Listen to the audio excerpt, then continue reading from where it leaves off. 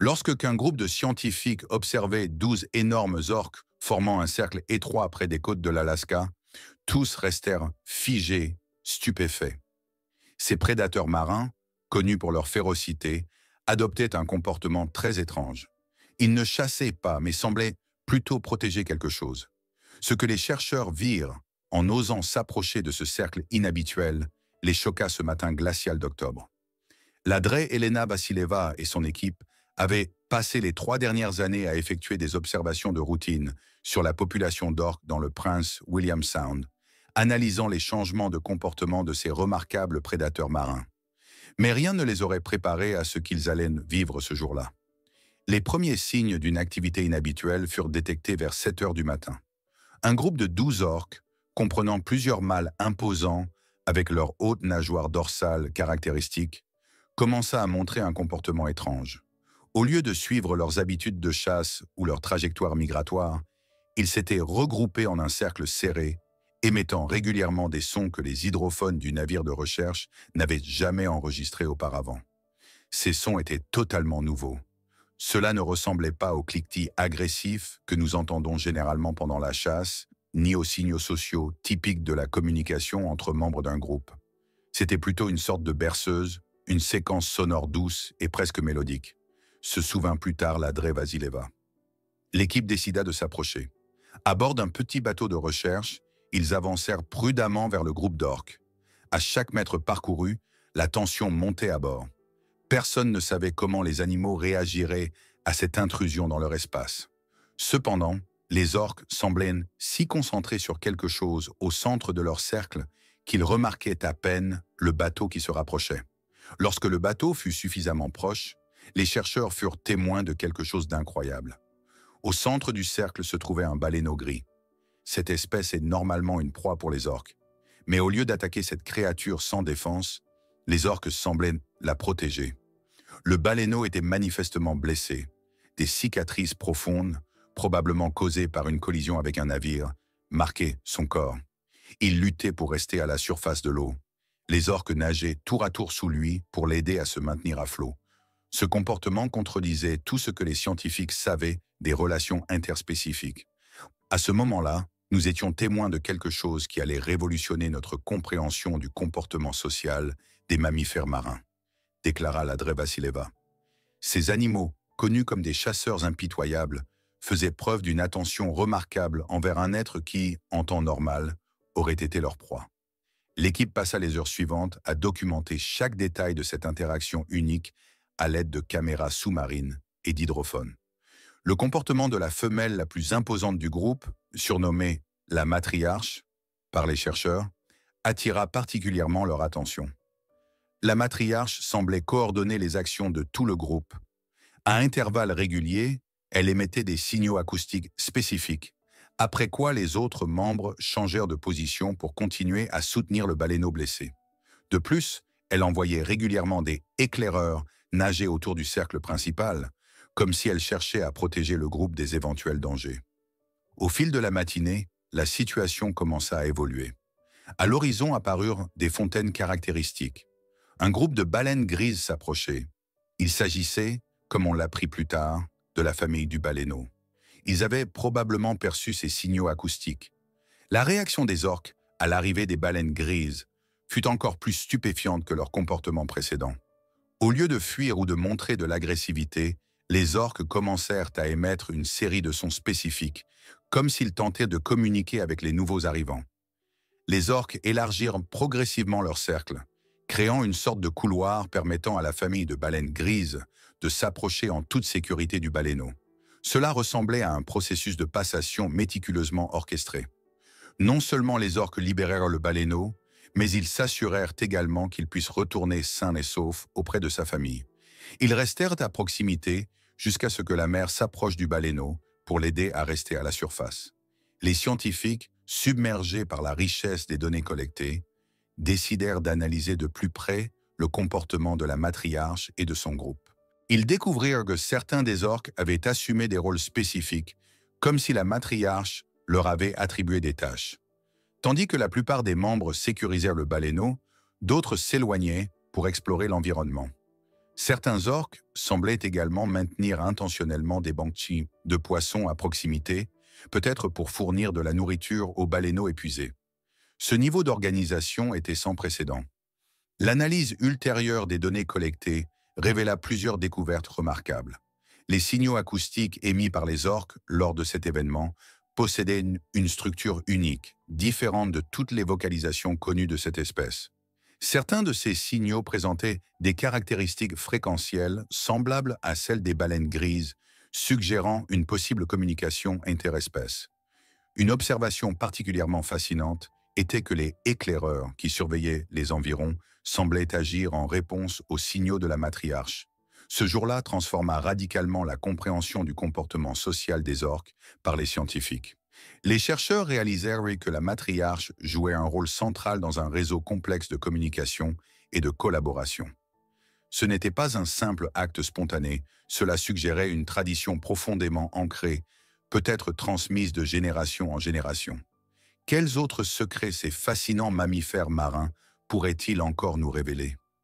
L'humanité ne faisait peut-être que commencer à percevoir la véritable nature de ces créatures extraordinaires. Après cet incroyable événement observé par la Drée Elena Vassileva et son équipe, les événements de cette journée continuèrent à hanter les scientifiques.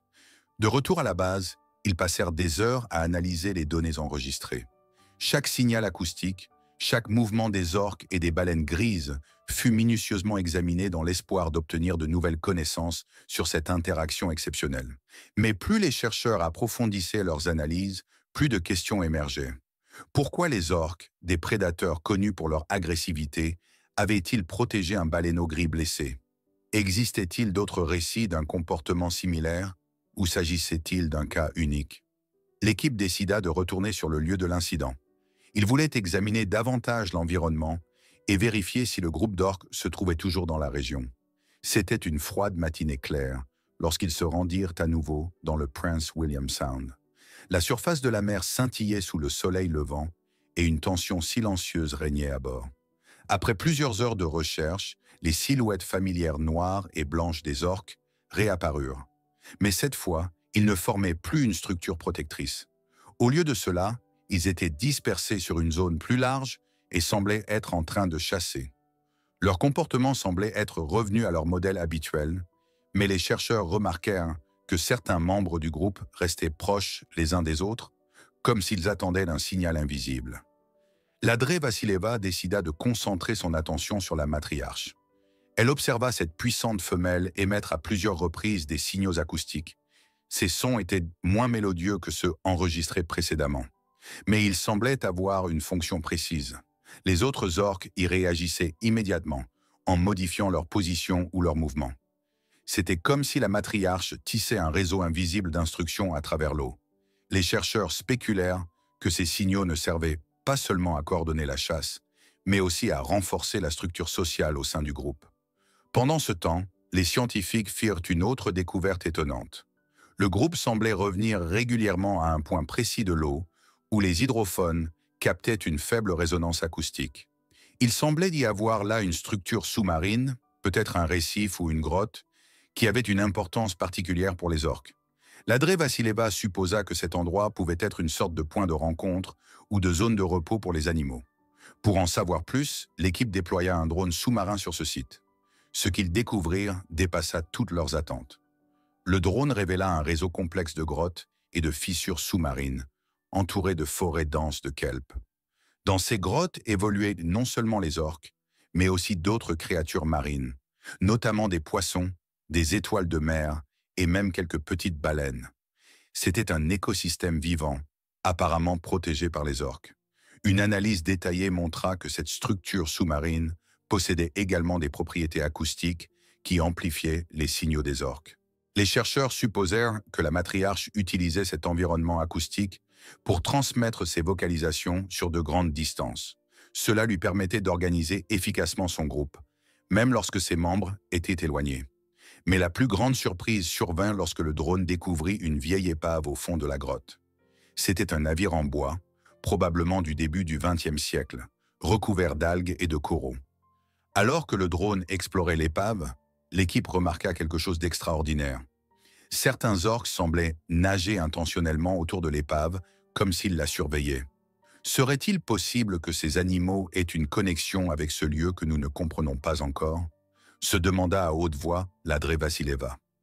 C'était une pensée fascinante. Peut-être que l'épave représentait bien plus qu'un simple élément de leur environnement. Peut-être était-elle une part de leur histoire, un lieu où des souvenirs ou des instincts se transmettaient de génération en génération. Les recherches des semaines suivantes se concentrèrent sur la compréhension de l'histoire de l'épave et de la relation des orques avec cet endroit mystérieux. Les données acoustiques indiquaient que les orques émettaient des sons spécifiques lorsqu'ils s'approchaient de l'épave. Ces sons n'étaient pas agressifs, mais ressemblaient plutôt aux signaux mélodiques qu'ils avaient utilisés pour protéger le baleineau gris. C'était comme si ce lieu revêtait une signification particulière pour eux.